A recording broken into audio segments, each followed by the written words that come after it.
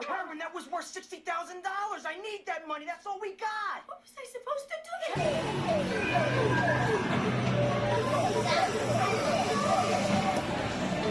They would have found it. Oh, no. Why did you do that? Why? Would have found it. Why did you do that, Terry? Oh, my God.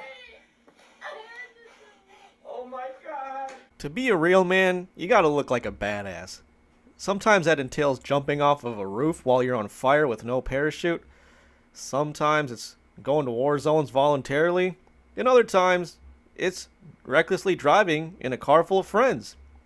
But for me, to show everyone how much of a badass I am, I like to play Japanese crane games with real money. What's up, YouTube? It's Japanglish, your everyday normie trying to survive in Japan, and today we're going to talk about why crane games are actually pretty dangerous for your wallet. Yeah.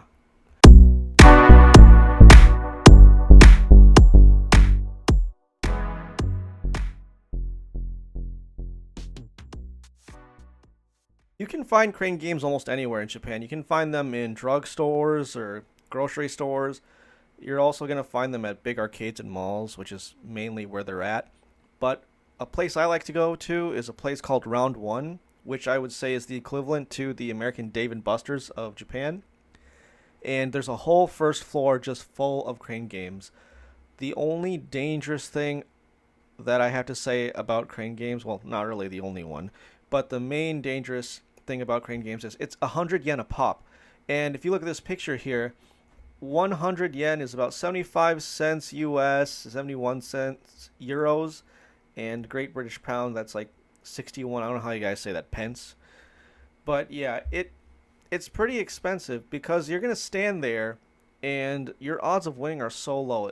It's specifically designed to slowly inch the toy closer and closer to the hole for every kind of attempt you make at it. So it's designed to get you to spend the most money possible. And let's say that you don't win, you get frustrated, and you want to take a break, right? You walk away from the machine. There's going to be a staff person that roams around the arcade that will come back, open up the front window, and reset the toy you're trying to win, like further away from the hole. So yeah, it's just a big ruse. It's really hard. And it's just not safe.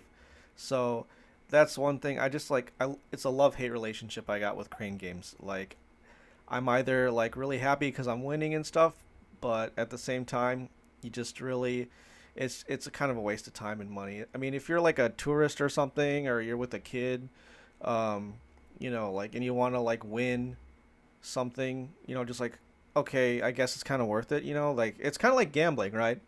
It's like a form of entertainment that you're paying for. You know, you're not like going to a casino to be like, oh, I'm coming here to win money, because it's going to turn into like, oh, I'm coming here to win money back that I lost gambling here, you know? So it should be just something that you do for fun. But I digress. Let's look at some pros to playing crane games. The first reason is there's exclusive prizes that you can win in the crane games that you can't get in stores. So it's like a unique item. So this could be like Nintendo exclusive things, kind of like King Boo, or, you know, Crayon Shin-Chan merchandise that maybe it's not like specifically something you can only get in a crane game, but it's pretty rare and hard to find. And also, yeah, there's just like fan merch for a lot of animes.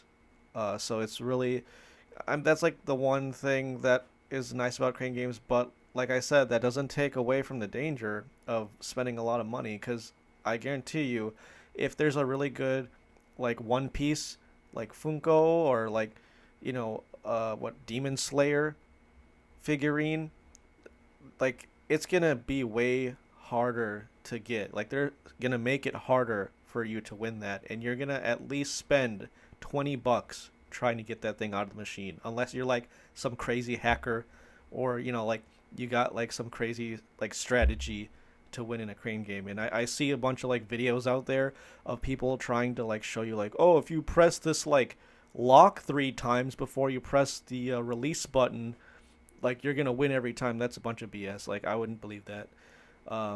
Yeah, if you're gonna try to win something that you really like and it's something that you really like, then yeah, go for it. I mean, spend the money, because I mean you would probably spend $20 or something at the store anyway getting it. So yeah, I guess why not, right? Have at it.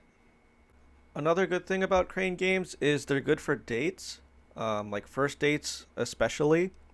Like if the girl that you're with is like really shy, it's always fun to like bring them to an arcade and like play games and like have fun with them to kind of like break the ice. So it's really fun to like take a date there, and then you kind of get to know them too, because it's a good conversation starter too. Because then they're like, oh, like do you like that toy? Why do you like that toy? Oh, you like that anime? That's cool. Like I like that anime too.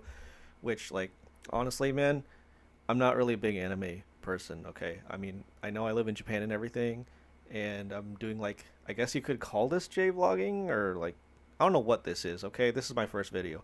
But I'm just saying, yeah, I can't really get you there. That's why earlier I was saying like figurines and stuff in the, like, the arcade machines. Like, I don't really know what the actual term for those are, okay? I'm just like an English teacher normie that lives here, okay? And I just go like camping and surfing.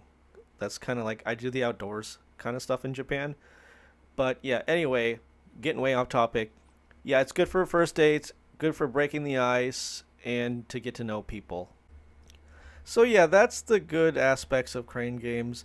I mean, there are a few good things about them, but at the same time, they are extremely dangerous. And for that exact reason, they have things inside of them that are like rare, and especially like, not only do like weebs like anime, like a lot of Japanese people like manga and anime and stuff. So they specifically put popular manga and anime like characters in there to get people to spend a bunch of money to win it. Like my wife loves One Piece. There's been times me and my wife have spent like $10 to $15 trying to win a One Piece like action figure. I like Crayon Shinchan. There's like times where I've spent like $10 trying to win a Crayon Shinchan like stuffed plushie.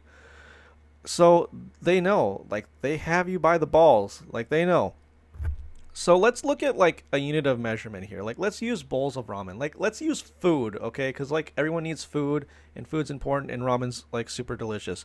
So you can get a cheap bowl of ramen in Japan for 500 yen. Right, and let's say you're playing a crane game, and if you're playing to win, if you see something you like, you are at minimum spending 1,000 yen. At minimum spending 1,000 yen. That's 2 bowls of ramen. So imagine if you play crane games twice a week. That's 16 bowls of ramen. That is food that you have taken out of your stomach. You have starved yourself to win like a One Piece action figure. Like, I hope you're happy with yourself. But yeah, that's what I gotta say about crane games. They're like cool, and I mean they're pretty unique to Japan. Like Japan has like some special things you can do out here with them, and like they had like this place I went to. They had panties. You could like try to get panties in a crane game. I honestly really don't know if they were like used panties or not. I really hope that they weren't, because that's like really unsanitary. But yeah, you just gotta be careful with them. And this video is for people that now that the borders are opened up for COVID and stuff, like if you're coming out to Japan, I definitely recommend you be careful and be wary. Use your travel funds for other things. Go to like Akibara, and like there's plenty of stores there where you can buy those same figurines. Maybe not the same ones, but like maybe better ones, right? And also this video is for people that live here and like play crane games often. Like there's a lot of money that gets put into those machines to like market towards you so that you spend your money. So yeah, I mean, living in Japan, I'd say most of the people that live here are like English teachers, and like you're not going to be rich as an English teacher in Japan, so you got to budget your money, right? And crane games are just another thing to suck all the money out of your pockets. So I want to thank everybody for sticking with me to the end of this video. This is my first ever YouTube video, so of course like the narration's probably all awkward and stuff, and I'm just like a weird awkward person in general. But yeah, I just want to thank you. And this channel is gonna be mostly about like social issues in Japan. This is more of kind of like a lighthearted first video, and I'm kind of a really crappy wannabe amateur like animator. I wouldn't even say they're like animations. They're like doodles that move for me. But yeah, like thank you so much, and please like, comment, and subscribe. If you have any funny like crane game stories, please let me know in the comments below. How much money have you spent? That's actually a good one. Please write what is the most you've spent on a crane game if you came to Japan and played them, or if you plan on coming to Japan, please like write in the comments like, do you want to try playing a crane game? Have you even heard about them? All right. Well, that's it for today. Thanks, everybody. I'll see you all in the next video.